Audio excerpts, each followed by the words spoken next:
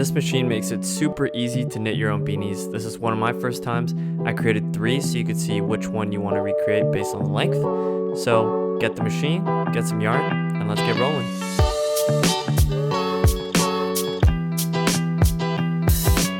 So let's do a quick walkthrough of the machine. You have your hooks that hook all the yarn, and as you spin they come up and down. And you have your bars, or I like to call them claws, friendly claws. They're here to help. They help keep the yarn down. You have your yarn guide. It's kind of like the canal of the machine, and your crank wheel. You also have a row counter, which counts every full revolution, and you have a reset button, so you don't have to manually remember how many rows you're doing, especially when you're doing 50, 100, 200 rows. This definitely comes clutch. And then you have a thread control on the left. It's a little attachment. There's 3 holes, but there's actually 4 settings based on the size of yarn you're using. And these machines typically come with 2 to 3 sewing needles and a hook.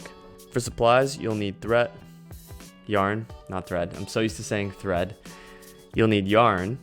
This is finger weight yarn, also known as fingering yarn.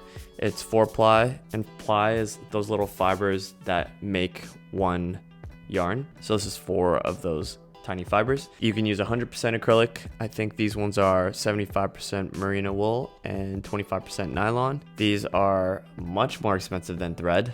You can use thicker, more dense yarn, but I think on the internet, the majority of people recommend more lighter weight yarn. Both these beanies were made with 125 rows, but the blue one was made from thicker yarn that came with the knitting machine.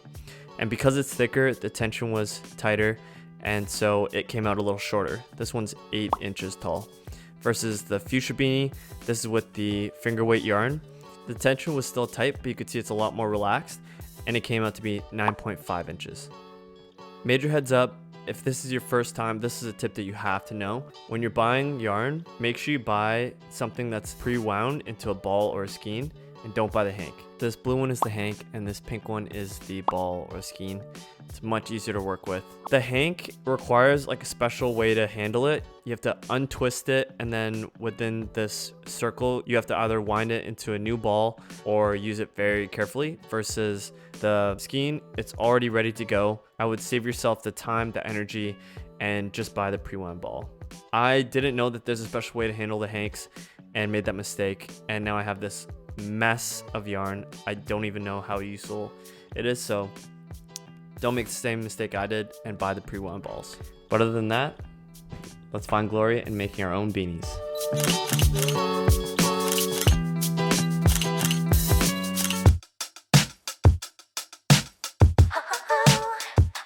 Let's start with the orientation of the machine. Let's twist it so the row counter is on our left, the tension control is in front of us, and the hand wheel is on our right. We only want to wind clockwise. If you zoom in here, there are 48 hooks, and all of them are numbered, the 48th being the white hook. So let's crank our wheel so that hook number 1 is in line with our yarn guide. And then let's grab our yarn. With hook number 1 in the up position, we'll grab a tail of our yarn, and we're going to use 6 to 10 inches and drop it in the middle. And then starting from the right, we're going to go underneath the first hook towards the left, and we're going to go over and under, and this is going to create our cast on row. So grab the hand wheel with your right hand, your yarn in your left hand, and as you're cranking the machine, you're going to go over and under. Once we get to the last hook, we're going to grab our yarn and go over it and around, and then down the yarn guide to set up our tension control. The tension setting has 3 options, the closest hole being the tightest and the furthest hole being the most loose. But there are actually 4 tension options, the 4th being going through all 3 holes. So with our finger weight yarn, we're going to set it up through the tightest tension, which is all 3. And once it's threaded, let's go to the row counter and press the reset button. Let's make sure we're in tube mode, T for tube. P is panel, that's if you're going to create something like a sweater. But for the beanies, we'll be in tube mode. As a quick review, we got our yarn threaded with our cast on row, the first row under and over. We have our yarn going over the 48th hook and then through the yarn guide. And we have our tension set up to the tightest setting going through all 3 holes, with 6 to 10 inches of a yarn tail in the middle of the rim. You want to keep the yarn loose so that it's not causing any extra tension. So unwind a few yards before it's getting fed into the machine, and it's time to crank that. Soldier boy up in this, oh, why me crank it, why me row? Yeah, I'll stick to sewing and knitting. Some tips for when you're cranking the machine. You only want to spin the handle clockwise, and you want to have one hand on the crank, the other holding your machine down to steady it, because sometimes the suction cups don't hold very well. And you want to keep a lookout for two things. One is the tension control, just making sure that the yarn's being fed smoothly, that nothing's getting caught like any knots in the yarn. And secondly would be the row counter. In case it misses a revolution, I've seen a couple reviews that this could be a faulty feature, so it helps to keep an eye on that. And now we got to decide how many rows we're going to make, because that'll determine the length of our beanies.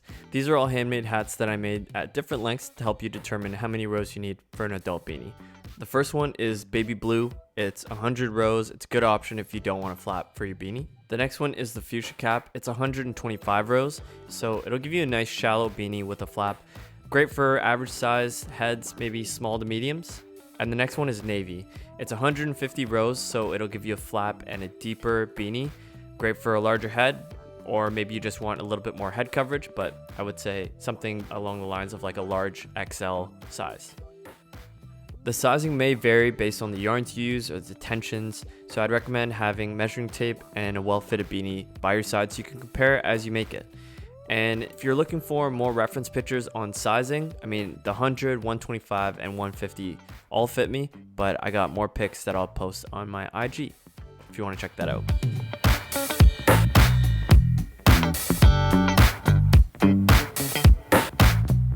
If you are doing one of the longer lengths, roll up the bottom as it starts to touch the table so that it doesn't catch and create any resistance.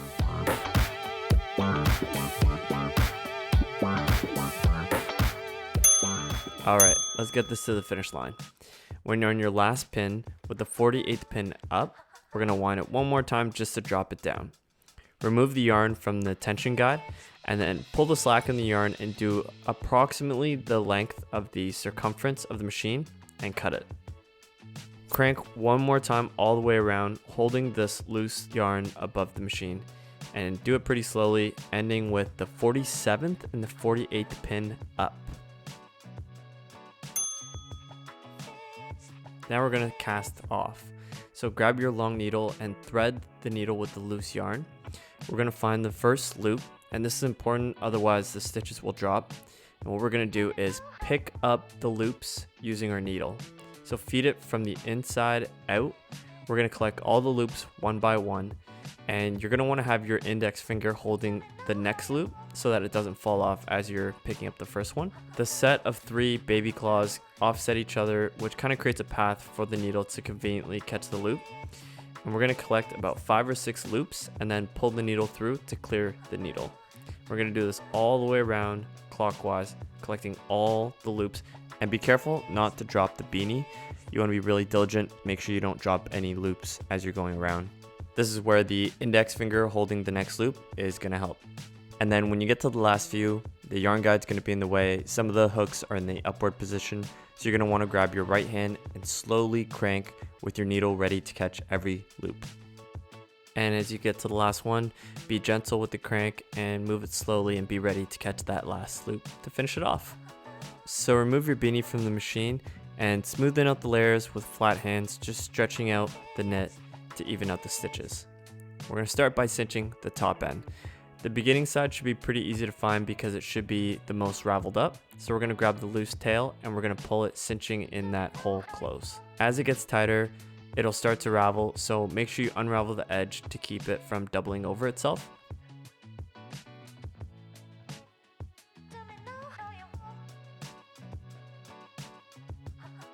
To help hold it together, we're going to grab that loose tail and thread it through our needle.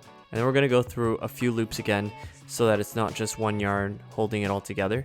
And try to go in the same direction as the original yarn.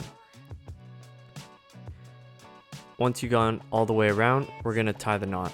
So under 1 or 2 loops, use the needle to get underneath and leave a big loop so don't pull all the way through. And then with your needle, go back through that remaining loop. That's going to give us a nice knot to hold the yarn in place. We'll do that once or twice to really get it a good hold.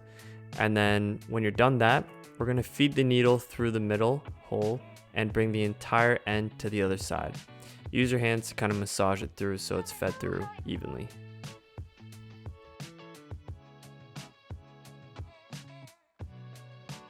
We're going to cinch this end just like we did the first one. So we're going to find that loose tail. We're going to pull the yarn so it's going to cinch that end closed. And we're going to unravel it so it doesn't double over itself. To make sure it's not just one yarn holding that end closed, we're going to thread our needle and give it a little extra reinforcement, trying to go in the same direction. And then when you're done that, pull both yarn tails, tie a regular double knot, and make sure it's real tight because this is going to secure both ends together so they stay attached. Then we're going to thread both yarns through the eye of the needle. We're going to poke that through the middle hole onto the inside of the hat and flip it inside out. We're going to go under another loop from the center hold and thread through that loop just like we tied it before. And that's going to be our last knot, so we want to make sure that's tight. And with the excess, we're going to weave it into the middle of the hat and hide it on the inside. So we're going to bring our needle down just through the top, hide it somewhere in between without catching any loops. About 4 inches down, you're going to pull the needle out, cut the loose thread, and then just shimmy it back inside. Massage the beanie a little bit to get into shape, and there you have your own knitted beanie. The whole process probably takes 20 to 30 minutes total, but that's a lot quicker than by hand and a lot easier. Until next time, peace.